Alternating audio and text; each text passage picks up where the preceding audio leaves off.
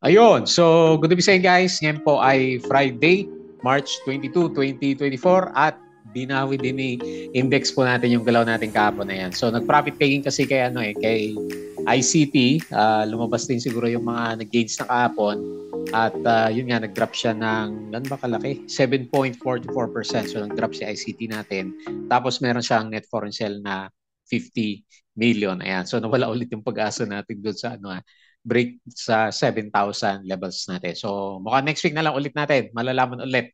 So malinaw naman magkakaroon ng interest rate cuts ang US pero parang hirap na hirap yung mga big caps na stocks natin. So net foreign sell, okay, nabawasan yung net foreign buy na binibilang natin at meron tayong 570.66 million na net foreign sell and then bumalik na tayo 6,000 881.97, negative 1.17%.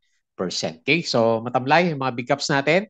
Maliban siguro dito kay na SEC, nag-spike yung price niya pero nag-close din siya and then nag-gain lang siya ng 0.72%. So net foreign selling siya negative 10.86 million. So siguro na nag-spike, nag-TP na yung iba. Pero maganda sa kanya, during the trading hours naman nabalita yung di ba? Yung dividends. So magkakaroon siya. So kanina meron tayong nakakita na disclosure. So meron siyang laki, 10% po yung dividends ulit na ibibigay niya si DMC kaya. Malamang susunod na yon si DMC natin. So anyway, very good. Meron tayong ex-date. Mamaya silipin natin yung possible na price action. Siyempre, pullback to, di ba? Kapag binigay sa ex-date siguro. Tingnan natin kung meron siyang, pero hindi na siguro, no? Magagap pa si SEC natin. So anyway, tignan na lang po natin yung kanyang price action mamaya. So, ba't kaya siya nag-net foreign sell bigla? So, negative 10.86 million nga. Medyo malaki din yung lumabas kay SEC natin. Tapos si RCI, ayan. So pullback na po talaga. Sell on news pa rin, second day, no, na medyo malakas yung drop. Negative 8.18%. Yan, nagdi-distribute na yung mga winners. So, meron siya net foreign sell na 368K. Ayan. Tapos na kasi yung balita. Ngayon siguro few days drop and then after nun, siguro baka next week din makita din natin siya mag-bounce. Pero ang tanong gaano kalalim muna yung ibabagsak nitong si RCI natin. Okay? Next si CI, puro drop yata usapan natin negative 9%. So pump and dump na yata itong CI natin. Wala naman kasi tayo nakita na news sa kanya eh.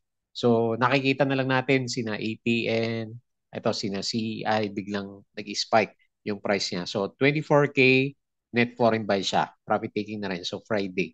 Tapos si PLC, hindi man na trading hold to, no? 0% eh yung galaw niya. So pinag-uusapan pa rin siya eh. Pero yun naman, mahirapan siguro umakyat to kasi 0.85 lang yung di ba? Pinaka-final na offer price natin sa kanya. Okay? So, silipin na lang natin baka mayroong sentiment doon. Tapos si Plus is nag-up siya 0.73%, another gain. Pero net foreign sell pa rin, negative 9 million net. Tama ba? Sell ba? Negative 9 million net foreign sell si Plus natin. Tapos si ICT, ayan. So, siya din yung humila kahapon, siya din naman nagpapagsak na market.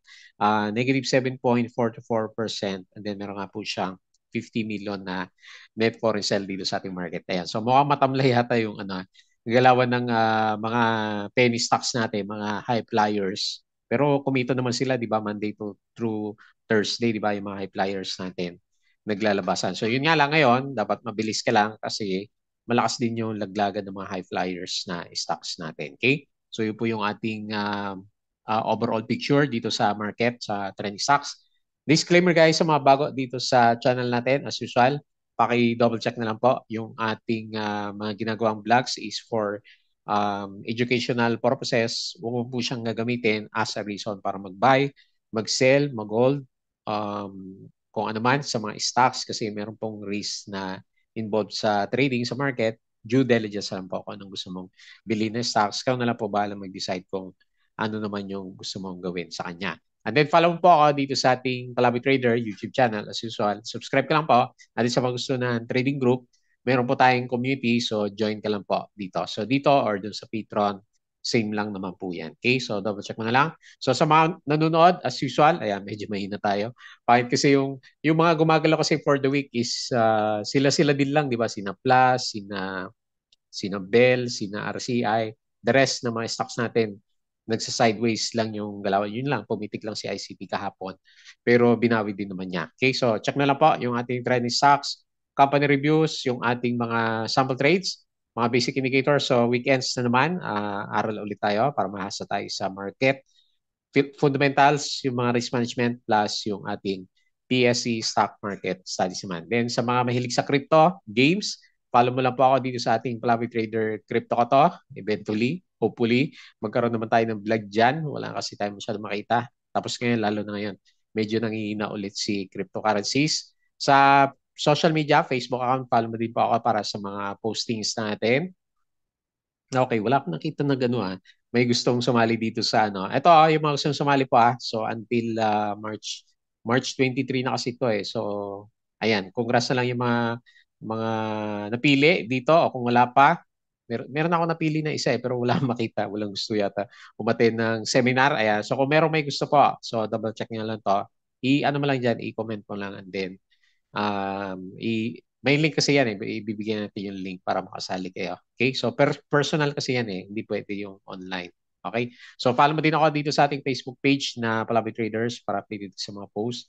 Budagi Picks sa articles natin dito sa local markets, dito sa US at saka dito sa cryptos. Gawin natin ng vlog si SEC. Maganda na naman kasi talagang dividend stock si SEC natin.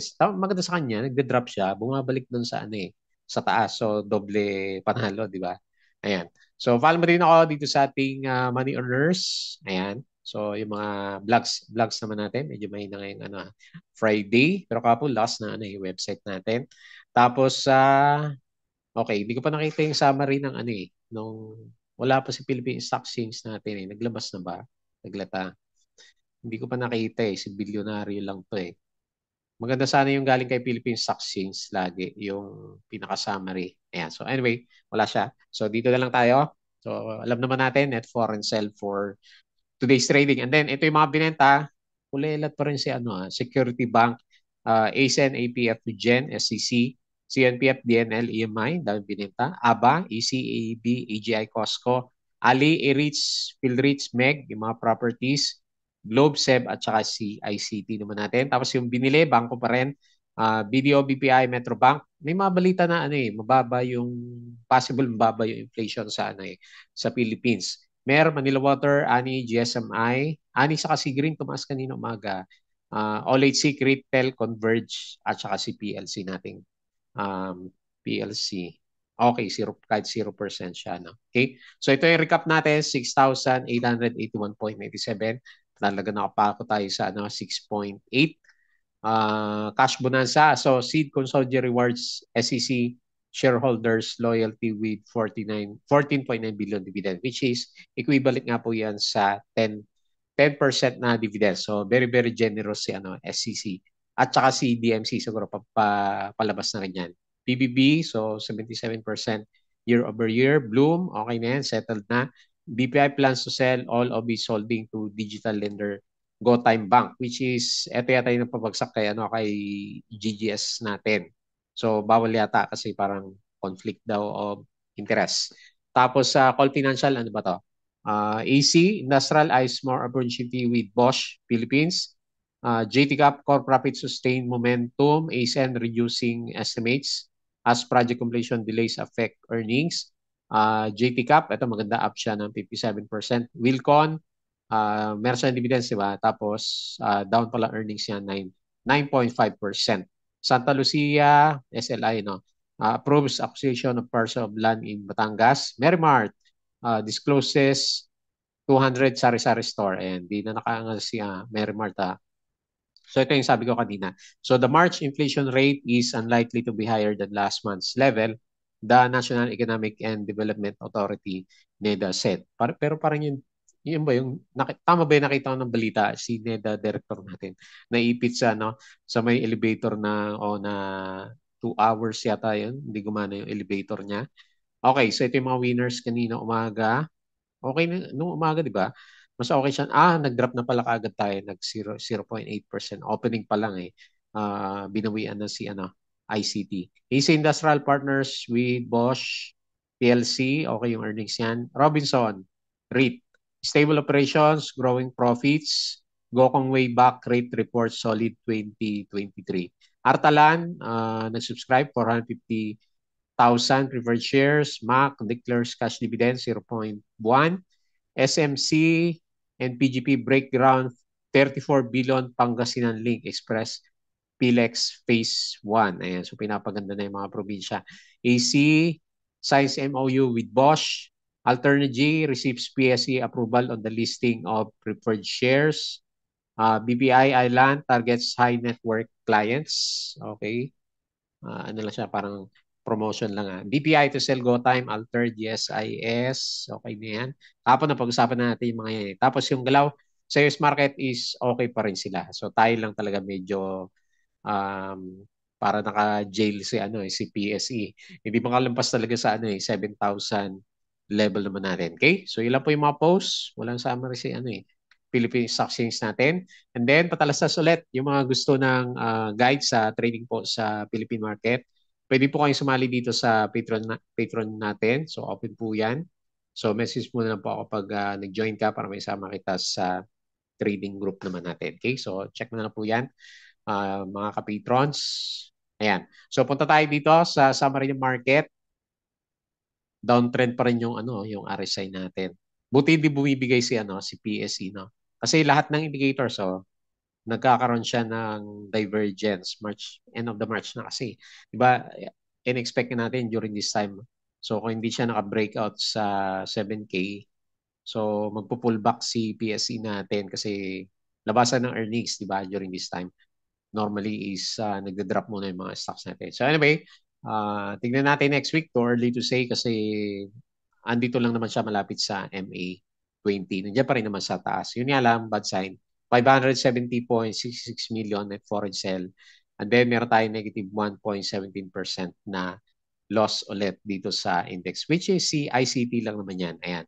Binawin niya kasi ulit at saka si Ali pala. Negative 7%, Ali negative 2, AC minus 2.69, SMPH, yung mga property sobrang hina. Minus 1.66, Bloom, ayan, nag-drop din siya. Sabay sila ni ICT. Minus 3.16. PLDT, drop din. 2.26. Wilcon, minus 1%. Okay. Tapos sa winner, sa big caps, Metrobank, 1.23. SCC, maliit lang naman, 0.72. DMC, 1.7. Sino pa? Si Meralco, 1.45%. Okay? So, sideways lang, no? AGI, 1.94%. So, dito sa mga winners, sinong penny stock ulit? DFNN. May volume ba to? Bumalik lang siya. EEI, ayan. So, ito siguro may volume, no? 1 million din lang eh. Pero nag-upsurge siya ng 7% kanina. IDC, 5.8. Ayan. Mukhang pipitikin na to X, 3.9. Aslag. Ano ba itsura ni Aslag? Wala, pababa. Prim, 3.6. Ito, ayan, may bago na namang buhay na penny stocks. So si Prim, 3.6%. EMI, nakabalik na. Ayun. Congrats sa mga sumalo. Gaano kalaki na ba tong na to? Laki na rin, no? 9% na rin yung recovery niya dito kasi yung mga ideal position niya. Green, ayan, makit si Green. 3%. Kasi hindi natin makita yung ayan, nasa decision na si Green. Okay? So yun po yung mga winners, losers, AT&B, ayun, kinain din niya. 11.76%. Si A kaya nangyari. Si Lode, minus 7. Yan nga, si ICT, minus 7.4. Wala kasing balita, no? Baka lang, na-trigger lang yung mga, di ba, nag-shorting yung mga, yung mga foreigners natin. Baka may na-trigger lang doon. Blue, minus 3.16. ECBC, minus 3.13. Home, minus 2.97. Ion, minus 2.99. And AC is minus 2.69. Okay? So, mga big caps. Sobrang hina pa rin ng ating mga stocks. Ayan. So, ipit ulit yung market natin, 6.8 to pinaka-support. Parang bid-break natin yung support dito sa 6.8. Sakto sa 6.8, no? 6.8 yung pinaka-current na support ng market natin. So, medyo pessimistic tayo pag nakikita talaga natin na net foreign sell yung mga investors natin dito sa market. Okay? So, silip tayo dito sa US market, Nasdaq futures, okay naman, 0.12. Dow futures, 0.11 positive. And then S&P is 0.1367%. Okay? So mukhang okay sila mamaya. European markets, nagda-drop. Nako, grabe pala dito sa ano. Asia markets, may bear di tayo pero maliit lang. And then medyo malakas yung drop ng mga pinaka-major indices dito sa bandang Asia naman. Okay, mix tayo pero ito medyo nag-drop din sila. Ayan. Sumabay lang siguro si ano, CPSC. Plus, very abnormal kasi yung galaw ni ano ni ICT. Hindi rin natin alam ba't nag-spike siya ng 9% kahapon. Okay? So, cryptocurrencies, medyo mahina, nagda-drop oh. Bitcoin, 64.8K, Ethereum 3.4K, BNB 571. So, the rest, puro drop. Yan. So, bearish ngayon yung ano, yung mga cryptocurrencies din natin. Okay? So, balik tayo dito. Mabilisang review dito sa mga stocks natin. SEC. So, ito lang siguro may good news sa ngayon. Ayan. So, ito na. Nandito na pala. Nakalagay na yung X-date. So, medyo mataas po. 10% yung ano niya. 4.26 plus 5.67. Total less than 10%. Pero 10% yan based doon sa kanyang disclosures naman. Nag-uptick siya, nag-breakout dito kanina, pero ang nangyari sa kanya is close the gap lang niya. Ayan, so nag-spike siya, tapos nag-close the gap dito, which is sakto din, no? Ito din yung mga dividends niya last time na halos 10% din. So, ang mangyayari niyan ulit, pag hindi na siya gumalaw by next week, ganyan ulit, yung makita natin sa kanya. So, ganyan naman yung ugali niya eh. So, akala ko April pa eh. Kasi nung last na ex-date natin, April 5, March 22 pa lang ngayon, di ba? So nagbigay na siya kaagad ng dividends. Pero kung nag-i-invest ka lang dito kay SEC, tamang invest lang, no? So, ganda kasi puro ano siya eh, puro dividends yung binibigay ni ano ni SEC natin. Okay? So anyway, very good.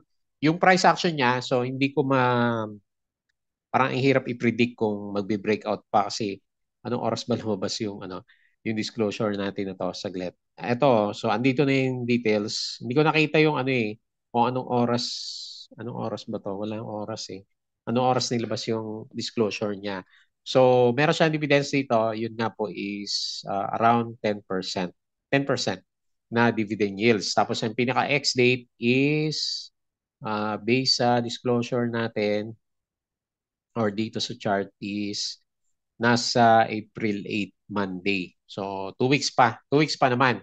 So, siguro mag-steady na lang siya dyan kasi 2 weeks pa eh. Or kung hindi pa na-price in yung ano yung 10% na yan. Kasi wala naman siyang sudden spike eh. Normally kasi, bago magbigay ng dividends, meron siyang spike eh. Di ba? Ito, bago siya nagbigay ng dividends, last time nag-spike siya. Tapos nag-drop na lang siya, meron siyang dividends. Ito, nag-spike siya pero maliit lang yung spike niya, hindi naman ganun kalaki. So, siguro baka meron nga. No? Ayan, antayin na lang po natin. Yung mga meron pong may hawak na SCC. So, very bullish yung RSI. Always above 50. Pabalik na yung MACD. And then, solid yung galaw ng price action natin. So, siguro nga kasi may parating na dividends. Okay? Wala akong narinig na chismis. Ha? Last time dito, may narinig ako chismis. Ngayon wala. So negative 10.86 million net foreign sell and then 0.72%. Congrats na lang po sa investors ni SEC. Next, RCI. Okay, so nangungulong na si RCI natin. Sell on news sa second day, 8.18%. May bounce kaya to by next week. Malayo pa yung ano niya eh, MA9. Parang meron no. So 1.94. Sakto kasi nag-bounce siya dito sa ano eh, sa Fibonacci level natin. Pwede ba dito? O, dito na lang. Para ano, makita natin yung start niya. So, based dito sa galaw, sakto. Meron siya dito. Tingnan mo. So, meron siyang support dito. Ayan. So, hopefully, meron siyang bounce para sa mga bounce traders and then another support dito sa 1.7. Kapag ano, nag-break siya, most likely na ano natin is normally kasi pag medyo malakas yung drop dito, di ba? 0.5 yung mga nag-aaral ng Fibonacci natin or dito sa 0.618 levels naman. Kasi ba pwede siya mang fake eh. Gap up tapos pullback pa rin yung gagawin niya. Kasi lumabas na yung pinaka-catalyst natin. Okay? So, ganyan na lang muna tignan natin. Ito magandang ano. tignan kung magbabounce si ano RCI, di ba? Kasi yung nung bumili nga si Mr. Libiste around dito eh. Around dito sa 1.4 yata yung mga prices niya. Baka doon siya magkaroon ng makahanap ng support. Pero ngayon, so medyo ano pa yan, bearish pa kasi negative 8.18%. Okay? So kailangan talagang mabilis mag-TP sa mga ano stocks natin. Next, CCI. So nag-gap up pa pala siya kanina. Oh. Nag-gap up pa ng 5%, pero nanghina na rin, di ba? So Dow G kasi, di ba, medyo kabisado na yung mga traders natin.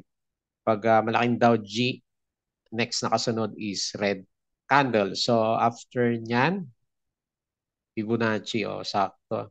Dito sa 0.6, nag-abang. So, okay. So may gap siya. Tingnan natin kung mag-fill the gap. Nag-fill the gap na siya. Hindi pa na. Nung pagka-drop, nag-fill the gap. Tapos, tingnan natin kung i-retest. Gap na kasi ang next na ano niyan eh. Next na resistance. So anyway, lagay ko lang dito. Pwede rin naman dyan. Depende sa'yo. And then dito. Okay, tanggalin ko to. Then titingin tayo dito sa bandang baba. Kasi wala pa siyang support eh. Maghanap pa ng support siguro si CI natin. Okay, so uptrend pero sabi natin parabolic kasi negative 9% and then 24.03K. So ang problema lang dito, 2 days lang kasi. Hindi kagaya ni RCI, nagtagal siya eh. 1, 2, 3, 4, 5, 6, 7, 8. So halos sa 1 week na continuous trading, umakyat yung yung price niya. Samantalang tong si CEI is 2 days lang. So medyo matatrap ka talaga sa kanya. Okay? So anyway, sama sa risk. Next, PLC. So ano pa ba pinag-uusapan natin dito? So mukhang hindi na aakyat si PLC kasi 0. Dyan, pwede siyang pumunta dyan, 0.85. Kasi dyan po yung yung pagbili ni Bell. Si Bell ba umakyat? Silipin natin ng konti. O lumalaban pa rin si Bell eh. So balik tayo kay PLC. 0.85 na talaga kasi ayun na, nag-aantay na lang siya eh kung sino yung mga magbebenta. Ano ba to? Si ICT at saka eto may nagbenta sa okay, akala ko kay PLC yung news. Anyway, yun lang naman. 0.85 na siguro siya matitenga ng medyo matagal kung kailan man yung matapos yung pinaka natin sa kanya, yung offer date. So, yung mga gusto mag-cash out, yan na po yung chance nyo sa kanya. Okay? 0.820. Wala siyang galaw for today's trading na. Kasi yan yung final price nandyan na. Okay? Next. Plus, solid na solid yung overbought na overbought yung RSI natin sa kanya. Magkano ba tong dividends? 1.8 lang naman. Pero anyway, ang catalyst naman natin kay Plus, yung 560% na earnings niya ulit, di ba? Sa Q3 ba yun o Q4? Ayan, so ito po yung pinaka-trend natin. So medyo siya ngayon, undecided, 0.73% and then meron siyang 9 million net foreign sell. Maghanap ba siya ng support? Pero puro verde kasi. Pwede siguro mag-retest sa support and then saka ulit siya gagalaw. Hopefully wala siyang breakdown dito sa trend para pahinga lang siya and then akit ulit yung price action. Pero yun nga lang, cautious, be cautious. Overbought na si Plus naman natin. Unless baka mabalitaan natin may bago na namang investor itong si Plus. Okay? So bullish pa rin tayo kay Plus. Next. And then lastly, ayan, bilis natin. Kasi wala masyadong galaw yung ibang stocks natin. ICT, so bumalik siya sa support. Nag-support. Sakto, no? Parang trinap lang kung may bumili man dito sa bandang taas ng closing natin. Tapos bigla ding nag-close, nag-drop. Negative 7.44%, 50 million. Net foreign sell, galing naman tumiming nung nagbenta kapon. So RSI above 50. And then syempre bullish yung MACD formation naman natin sa kanya. So meron ka pa rin naman dividends na 3%, more than 3%. Hindi siya no, walang epekto yung dividends natin sa kanya. So wala tayong mabasa na catalyst kay ICT, bakit bigla siya nag-spike. So may nagsasabi baka fat finger, bigla ulit nag-spike yung price natin kapon. Tapos ngayon wala naman siyang buhay. Nag-drop siya ng 7.44%. And then drinag si PSE natin kanina. Kasi umaga pa lang negative 0.8% na yung opening na market natin. Okay, so nasa trend si ICT. hopefully hindi mabasag yung trend niya para sa continuation rally by next week naman natin. Okay? So yun lang po yung ating review. Very fast lang siya. Medyo ramdam natin yung ano eh. Kasi may mga hawak din tayo mga blue chips na iba. Ramdam natin yung weakness ng ano eh, ng market. Kahit na nasa 6-8 pa din tayo. Especially, syempre, nakakita naman natin puro net sell. So 1 billion yung na-compute natin from the past 3 days. So kinain niya yung kalahati. Next week, ulit tingnan natin pag hindi naubos yung 500 million na yun. So pwedeng mag-retest tayo dito sa 6-8 levels naman. Okay? So yun lang po yung ating review. As usual, bago tayo mag-close, please don't forget to subscribe dito sa ating Palabi Trader na YouTube channel. Join ka sa group guys, open po yan. Crypto ko to, Facebook account. So yung mga gusto mag-join, open po yan. I-take advantage nyo, libre. Tapos yung ating Facebook page, Bodega Peak, Money Earners, Twitter, and yung ating Patreon channel naman. So, atin sana ako kung nasa Pinas lang. Ayan, so yung mga gusto po ng guide, sali ka lang po dito sa Patreon channel naman natin. Okay, so yun lang. Maraming salamat. Enjoy the weekends po.